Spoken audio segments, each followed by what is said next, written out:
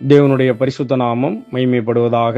ஆண்டவரும் இரட்சகருமாயிருக்கிற கர்த்தராகிய இயேசு கிறிஸ்துவின் விலையேறப்பட்ட இரத்தத்தினாலே மீட்டுக் கொள்ளப்பட்ட அவருடைய பிள்ளைகளாக, தேவனுக்கு சொந்த ஜனங்களாக நாம் யாவரும் ஒன்று கூடி இந்த நாளிலும் உள்ளான இருதயத்தின் ஆழத்திலிருந்து தேவனை நாம் ஆவியோடு உண்மையோடு அவரை நாம் தொழுது கொள்ளுவோம். அவருடைய பரிசுத்த நாமம் தொடர்ந்து மகிமைப்படுவதாக. ஆமேன்.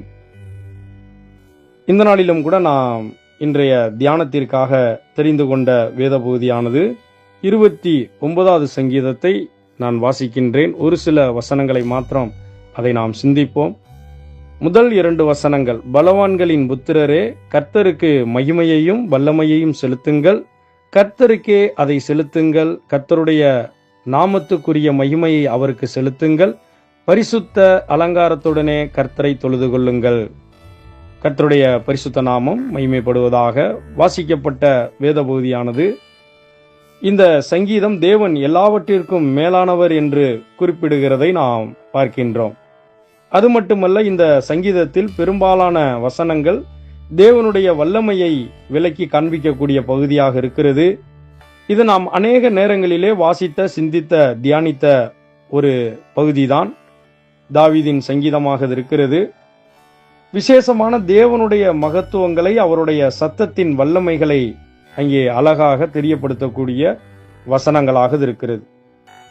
இந்த சங்கீதங்களில் எல்லா வேத வசனங்களும், அந்த பகுதியை நாம் பார்க்கும் பொழுது தேவனுடைய சத்தத்தின் வல்லமை அல்லது அவருடைய வார்த்தையின் வல்லமை எவ்வளவு மேன்மையானது என்பதை தெளிவுபடுத்தக்கூடியதாக இருக்கிறது. இந்த 11 வசனங்களை நாம் 3 பகுதிகளாக பிரிக்கலாம். முதல் 2 வசனங்களை நாம் கவனிக்கும் பொழுது அதை தான் நாம் சிந்திக்க இருக்கின்றோம். மகிமையுள்ள கர்த்தருக்கு செய்கின்ற தொழுகையை தான் அங்கே எடுத்துரைக்கக்கூடிய வசனமாக இருக்கிறது.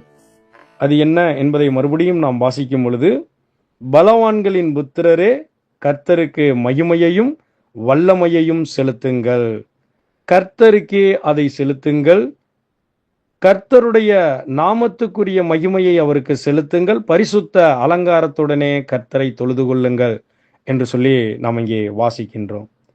இந்த இடத்துல நாம் பார்க்கும் பொழுது முதலாவது பலவான்களின் புத்திரரே என்று சொல்லி தாவீது அங்கே குறிப்பிட்டிருக்கிறதை நாம் கவனிக்கும் பொழுது, பலவான்கள் என்ற பதமானது தேவ தூதரை குறிக்கின்றது. அது மாத்திரமல்ல, பூமியில் உள்ள பராக்கிரமசாலிகளையும் அங்கே குறிப்பிடுகிறது என்பதை நாம் அறிந்து கொள்ள வேண்டும். வாழ்க்கையில் ஒருவருக்கு ஆண்டவர் பலத்தையும் சத்துவத்தையும் ஞானத்தையும் கிருபையும் கொடுப்பார் என்றால், ஞானத்தையும் கிருபையும் சத்துவத்தையும் பலத்தையும் பெற்றதான ஒருவர், அவர் என்ன செய்ய வேண்டும்? அப்படி கொடுத்த பெற்றதான தெய்வத்துக்கு மகிமையை செலுத்த வேண்டும். ஒவ்வொரு தனிப்பட்ட வாழ்க்கையின் ஆசீர்வாதத்தில் வருகிற மகிமைக்கு உரியவர் யார் என்றால், தேவனாகிய கர்த்தர் ஒருவரே மகிமைக்குரியவராக இருக்கிறபடினாலே, கர்த்தருடைய நாமத்துக்குரிய மகிமையை அவருக்கு செலுத்த வேண்டும். செலுத்துகிறதான அந்த மகிமையை எப்படி செலுத்த வேண்டும் என்றால், பரிசுத்தமாக, பரிசுத்த அலங்காரத்துடனே அவர் என்ன செய்ய வேண்டும்? தொழுது கொள்ள வேண்டும் என்று சொல்லி அங்கே சங்கீதக்காரன் சொல்லுகிறதை நாம் பார்க்கின்றோம். அவருக்கு மகிமையையும் வல்லமையும் செலுத்துங்கள் என்று சொல்லும் பொழுது, அவருடைய நாமத்துக்குரிய மகிமையை செலுத்துங்கள் என்று சொல்லும் பொழுது, பரிசுத்த அலங்காரத்துடனே கர்த்தரை தொழுது கொள்ளுங்கள். தேவனுக்கு மகிமை செலுத்துவது என்பது மனிதன் மேல் விழுந்த கடமையாக இருக்கிறது. தேவனை தொழுது கொள்ள வேண்டும் என்பது மனிதனுக்கு தேவன் கொடுத்த மகா பெரிய ஸ்லாக்கியமாக இருக்கிறது என்பதை இந்த காலை வேளையிலே நாம் சிந்திக்கக்கூடியவர்களாக நாம் இருக்கின்றோம்.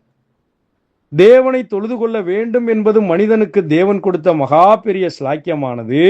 ஆகவே இப்படிப்பட்ட ஸ்லாக்கியம் கிடைத்திருக்கிறபடினாலே, இப்படிப்பட்ட பாக்கியத்தை நாம் பெற்றிருக்கிறபடினாலே, மகிமையுள்ள கர்த்தரை தொழுது கொள்வதற்கு அவர் என்ன செய்திருக்கிறார்? நம்மை படைத்திருக்கிறார். நம்மை படைத்ததனுடைய நோக்கமே தேவனை தொழுது கொள்ள வேண்டும் என்பதற்காக தான் என்பதை இந்த பகுதி நமக்கு நினைவுபடுத்தக்கூடியதாக இருக்கிறது. நம்மளுடைய வாழ்வில் பிரதான நோக்கம் அது என்னவென்று சொன்னால், இந்த பூமியில் தேவனை தொழுது கொள்ள வேண்டும். இந்த பூமியில் தேவனுக்கு கனத்தையும் மகிமையும் செலுத்த வேண்டும். தேவனை எப்படி தொழுது கொள்ள வேண்டும் என்கிறதை அங்கே 2வது வசனத்தில் நாம் வாசிக்கும் பொழுது, பரிசுத்த அலங்காரத்துடனே கர்த்தரை தொழுது கொள்ளுங்கள் என்று சொல்லி நாம் வாசிக்கின்றோம். ஏனென்றால் கர்த்தர் பரிசுத்தராக இருக்கிறார். நான் பரிசுத்தர், ஆகையினால் நீங்களும் பரிசுத்தராயிருங்கள் என்று சொல்லி அங்கே தேவன் சொல்லுகிறார். அப்ப பரிசுத்தத்தில் மகத்துவம் உள்ளவர், துதிகளில் பயப்படத்தக்கவர், பரிசுத்த அலங்காரத்துடனே கர்த்தரை தொழுது கொள்ள வேண்டும் என்று சங்கீதக்காரன் இங்கே சொல்லுகிறதை நாம் கவனிக்கும் பொழுது வேறு சில பகுதிகளிலும் நாம் வாசிக்க முடியும். பாருங்கள், 96ஆம் சங்கீதம் 9ஆம் வசனத்துல வாசிக்கும் பொழுது அங்கேயும் இப்படியாக வாசிக்கிறோம், பரிசுத்த அலங்காரத்துடனே கர்த்தரை தொழுது கொள்ளுங்கள், பூலோகத்தாரே நீங்கள் யாவரும் அவருக்கு முன்பாக நடுங்குங்கள் என்று சொல்லி நாம் வாசிக்கும் பொழுது பரிசுத்த அலங்காரத்துடனே தொழுது கொள்ள வேண்டும் என்று தேவன் நமக்கு வலியுறுத்துகிறார் என்பதை நாம் அறிந்து கொள்ள முடியும். ஏனென்றால் அவர் பரிசுத்தர், பாவத்தை பாராத பரிசுத்தர், பரிசுத்தத்தில் மகத்துவமுள்ள, பரிசுத்தத்தில் பயங்கரமானவர், துதிகளில் பயப்படத்தக்கவர். ஆகவே தேவனுடைய பிள்ளைகளாயிருக்கிறவர்கள் பரிசுத்தத்தை அலங்காரமாக தரித்து கொள்ள வேண்டும் என்பதுதான் அங்கே தேவனுடைய விருப்பமாக இருக்கிறது.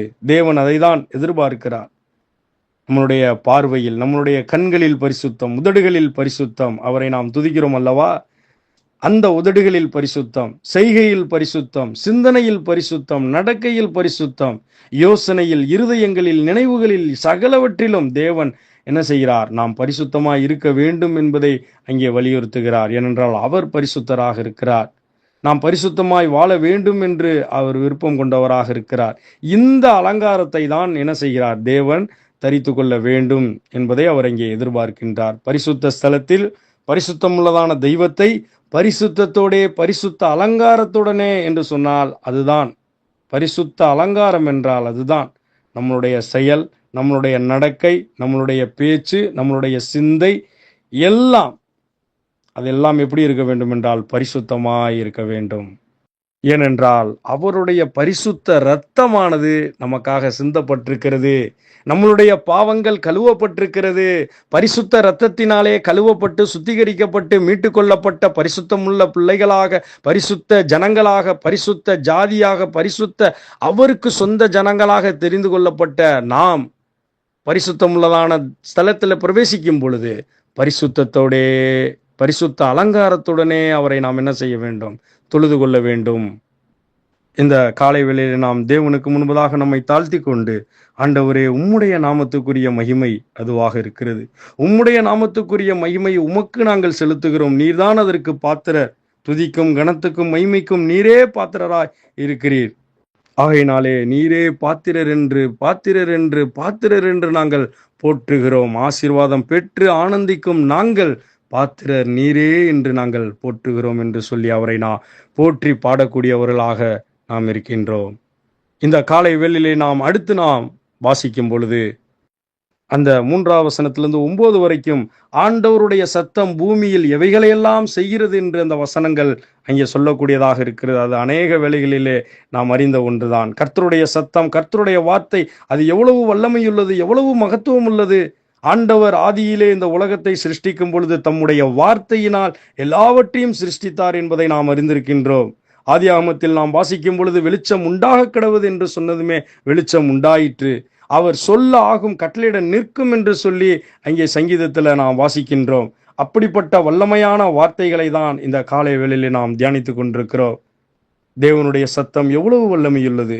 அவருடைய வார்த்தையால், அவருடைய சத்தத்தால் செய்யக்கூடாத, செய்ய முடியாத காரியங்கள் ஒன்றுமே இல்லை என்பதை இந்த காலை வேளையிலே நாம் தியானித்து அதை சிந்தித்து அவரை நாம் உயர்த்தக்கூடியவர்களாக நாம் இருக்கின்றோம். அடுத்து கடைசி 2 வசனங்கள்ல சொல்லுகிறார், பரலோகத்தில் இருக்கிற தேவன் அரசராக போற்றப்படுகிறார். தாவீது சொல்லுகிறார், நான் இந்த இஸ்ரவேலின் ராஜா, ஆனால் என் தேவனாகிய யாவே அவர் பரலோகத்தில் இருக்கிறவர், அவர் இயற்கையை ஆளுகின்றவர், அதோடு அவர் சர்வ பூமிக்கும் ராஜா என்பதை அந்த 10-11 வசனங்களிலே அவர் அங்கே கூறுகின்றார். தேவனுடைய பிள்ளைகளே, பரம ராஜாவை தேவன் அவர் தமது ஜனத்திற்கு பலனை கொடுக்கிறவர். ஏனென்றால் அவர் சர்வ பலன் உள்ளவர், அவர் சர்வ வல்லமையுள்ளவர். தம் ஜனத்திற்கு பலனை கொடுக்கின்றார், சமானத்தை கொடுக்கின்றார், அவர்களை ஆசீர்வதிக்கின்றார் என்பதை நாம் அங்கே பார்க்கின்றோம். எவ்வளவு ஒரு அருமையான காரியம் அவருடைய பிள்ளைகளாகிய நாம் பெற்றிருக்கிறோம். அவருடைய பரிசுத்த இரத்தத்தினாலே மீட்டுக் கொள்ளப்பட்ட அவருடைய பிள்ளைகளாக நாம் ஒன்று கூடி உள்ளான இருதயத்தின் ஆழத்திலிருந்து ஆவியோடு உண்மையோடு நம் தேவாதி தேவனை, ராஜாதி ராஜனை, கர்த்தாதி கர்த்தரை, இருந்தவரை, இருக்கிறவரை, வரக்கூடிய சர்வ வல்லவரை நாம் துதிப்போம், தொழுது கொள்ளுவோம். அவருடைய நாமம் இன்றும் என்றும் சதா காலங்களிலும் மகிமைப்படுவதாக. ஆமேன்.